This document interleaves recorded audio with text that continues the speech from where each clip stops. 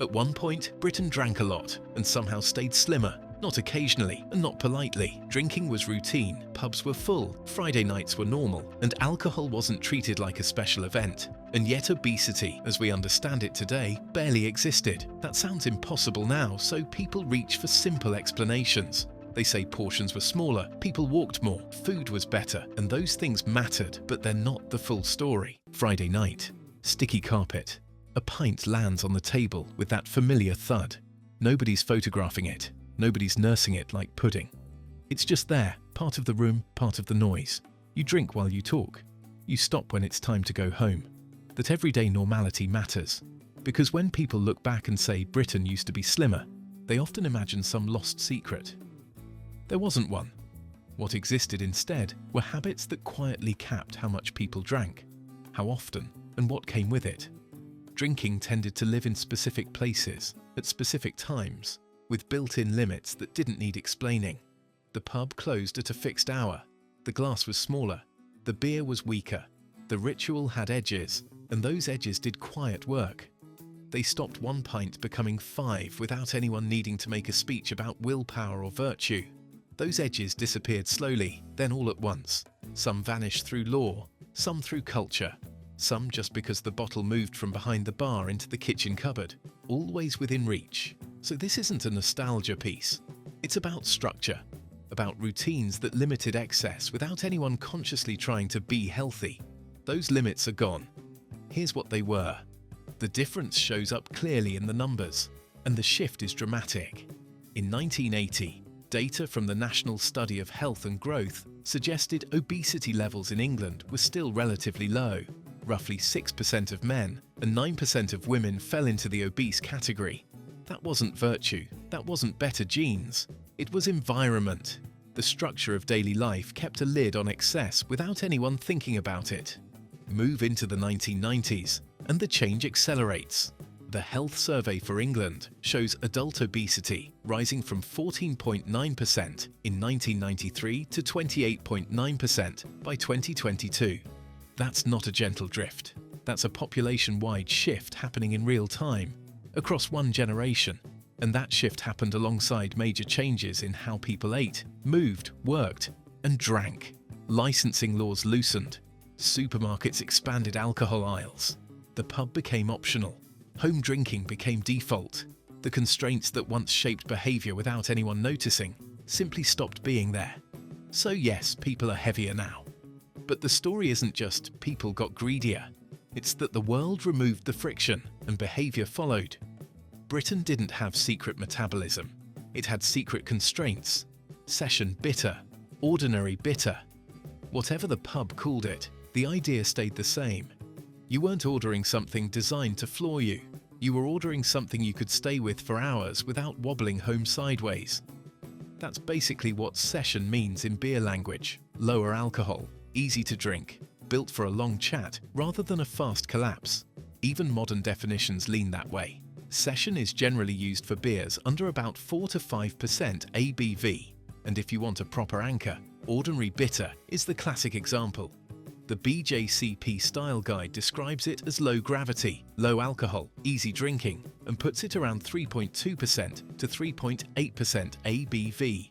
So the default pub order wasn't strong, it was steady. You could have 3 pints over an evening and still walk home in a straight line, still turn up to work the next morning without your head throbbing. What's funny is this drink but lighter habit never really died. It's just wearing a different label now. The UK's no and low alcohol market has surged again. IWSR's preliminary data pointed to strong growth in no alcohol beer in 2024, and Mintel reports a big chunk of UK adults now drink low or no options regularly. Different era, same move. Keep the night going without turning the drink into the main event. For most of modern British life, pub drinking didn't have infinite runway. During the First World War, the government tightened licensing under the Defence of the Realm Act, aiming to protect productivity and the war effort. One result, restricted opening times, midday service, then a forced stop, then an evening window. The bell rings at 2 p.m, doors close. You're back on the street whether you like it or not. That afternoon gap became normal. Not a special rule, just the shape of the day. People could go for a lunchtime pint, get sent back into daylight, do whatever came next, and then return later if they wanted. If you wanted to keep drinking, you had to wait it out. That pause matters because it breaks the slide from 1 or 2 into an accidental all-day habit. The clock makes the decision for you. Then in 1988, England and Wales changed the shape of it. The Licensing Act, 1988, removed the weekday afternoon closing requirement and standardised opening so pubs could stay open through the day, roughly 11 a.m. to 11 p.m. Same people, same streets, same pubs, just fewer natural stop signs in the middle of the day. And once the breaks disappeared, so did one of the simplest constraints on how much could get drunk in a single stretch. Inside those hours, the serving size kept you in check. Pint or half? That question used to do a lot of work. A half wasn't a weird request. It was a normal option, and the law still reflects that tradition. In the UK, draft beer and cider can be sold in thirds, halves, two-thirds, and multiples of half pints. People chose halves for boring, practical reasons. Maybe you were driving, and after the legal blood alcohol limit arrived in 1967, enforcement through breath testing made chance it a much riskier game. Maybe you were on a short lunch break and didn't have time for a full pint to warm up in your hand. Maybe you just didn't want to feel heavy halfway through the evening. The point isn't the drink itself, it's the default. When smaller measures are normal, people take them. When they're not, they don't. Modern research lines up with the common sense version of this. A Cambridge-led study found that removing the largest wine by the glass option, often 250 millilitres, reduced wine sold in pubs and bars by just under 8%. Sometimes it's not willpower, it's the glass you're handed and where the fill line sits. If a half still felt too much, people didn't always change the size, they changed the mix. Walk into a British pub or stand in someone's kitchen and you'll see it. Lemonade goes in, the beer gets lighter, and suddenly the drink feels like it's built for a warm afternoon instead of a heavy night. That's the shandy. By definition, it's beer mixed with lemonade. And the whole point is that the finished drink is lower strength than the beer you started with. Same idea with lager and lime, or a lager top. Pour, add mixer, and you've diluted the alcohol per mouthful. The ritual stays intact, glass in hand, same social pace, same pub table. But the hit gets softer. These aren't weird fringe creations either. HMRC's own guidance even lists shandy made with lemonade and lager and lime as standard beer mixtures for duty purposes. They're common enough to have tax categories. So yes, it's still a drink, it's still a pub habit. It's just one that naturally pulls the strength down without anybody making a big speech about being good or cutting back. You're there, you're drinking, you're just not stacking units as fast. The bigger pattern wasn't just what people drank, it was what else was happening at the same time. Sunday roast lands on the table. Someone opens a bottle of wine. 2 glasses get poured, then corked and put back in the cupboard. That's it. The meal finishes, the bottle stays in the kitchen, and nobody goes back for round 2 because the occasion is over. A lot of British drinking works like that, attached to something specific. Dinner, a family visit, watching the match, a night out, a pub meetup. Not a constant drip through the day, but tied to a moment. Researchers who map drinking occasions in Great Britain point out that eating and drinking often show up together, and that the setting shapes how much gets consumed. One study looking at eating alongside alcohol notes that in 2013, around 35% of UK adult drinkers reported having alcohol with a meal at home at least weekly. That's habit. A drink as part of a meal, rather than as a separate project. The older pattern people miss is simpler still. Pub drinking wasn't automatically dinner and drinks the way it can be now. One drink, maybe something small, then home. That simplicity wasn't glamorous, it was just British life. Once the drink moved location, the whole behaviour changed with it. The big shift is where the alcohol comes from. Since around 2000, the gap between drinking bought in pubs and drinking bought from shops has widened dramatically.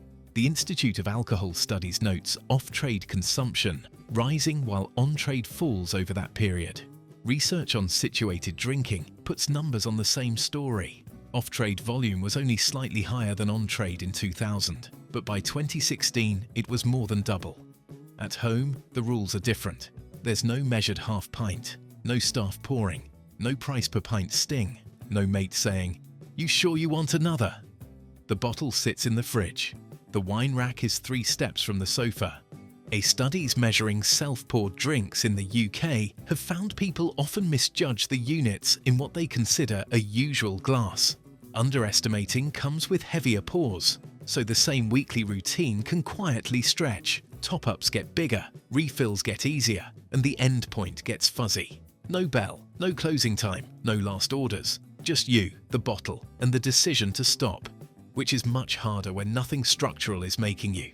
Once you've moved drinking indoors, the next change is what the drink becomes.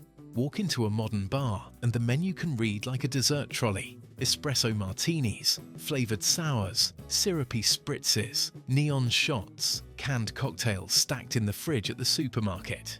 None of that is automatically bad. It's just a very different calorie landscape from the older, stripped-back drinking patterns many communities grew up with. For much of the 20th century, the everyday order across huge parts of Britain was beer, cider, or a straightforward spirit and mixer. Cocktails existed, especially in bigger cities, hotels, certain clubs, but they weren't the default everywhere, week after week. The modern visibility of cocktails, pre-mixed tins, and branded mixers is much more recent. The press repeatedly noted big rises in cocktail drinking in the UK through the 2010s and into the pandemic era. The second trap is time.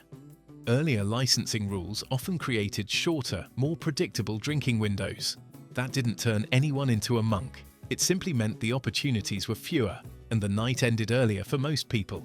Compare that with a world of flexible opening hours, late-night venues, and the option to carry on past midnight.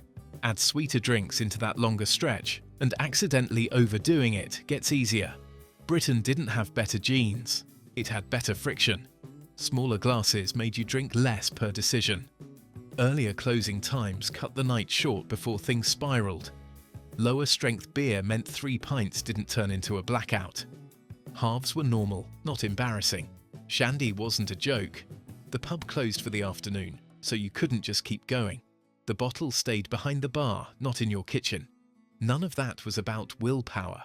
It was about structure. The constraints were so normal, so everyday, that nobody thought of them as constraints at all. They were just the way drinking worked. Then the structure changed. Pubs stayed open all day. Supermarkets sold cheap wine in bulk. Cocktails became standard. The bottle moved home. And once the edges disappeared, behaviour followed. So if you want the old effect, you copy the habits, not the era. Put edges on it. Pick a start time and a finish time. Downshift the strength. Choose the lower ABV beer. Keep spirits simple. Shrink the serve. A half instead of a pint. A small wine instead of a large. It doesn't need a lecture. It's not about being good. It's about bringing back a bit of friction. Britain didn't have a secret metabolism. It had secret constraints. And those you can bring back.